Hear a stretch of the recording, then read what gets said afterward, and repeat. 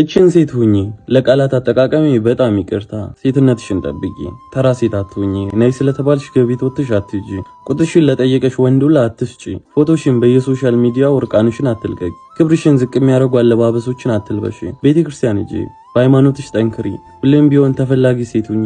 ውድ ሴት እቺ በተፈለገችበት ቦታ ሁላ ማትገኝ ነይ ስለተባለሽ ብቻ ሮጣ ማትሄድ ለክብሯ ከምንም ነገር በላይ የምትጠነቀቅ ሰው እንደሆነው ለመሆን አትጣጣሪ።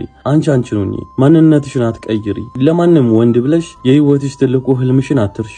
በምንም ታምር ማንም ወንድ ዝቅ እንዲያደርግሽ አትፍቀጅለት። ፍቅረኛሽም ቢሆን የቱም ወንድ ወሲብ የሚባለውን ቃል አቅልሎ አያውራ አንቺ ጋር። ካገኘሽው ወንድ ጋር አትጋደሚ። ምንም ነገር ስትጠይቂ ላስብበት በይ። አንድን ወንድ ካፈቀርሽው ስሜትሽን በተግባር አሳየው እንጂ ለመናገር አትቸኩይ። ተግባርሽ ያስረዳው። ምንም ቢሆን ምንም ለክብርሽ ዋጋ ለማይሰጥ ወንድ በፍቅር አትውደቂለት። የነገ ህልም ራዕይ የሌለው ራሱን ለማሻሻል ከማይጥር ወንድ ጋር እንዳትገኚ። ለማንም ሰው ብለሽ ችግር ውስጥ እንዳትገቢ።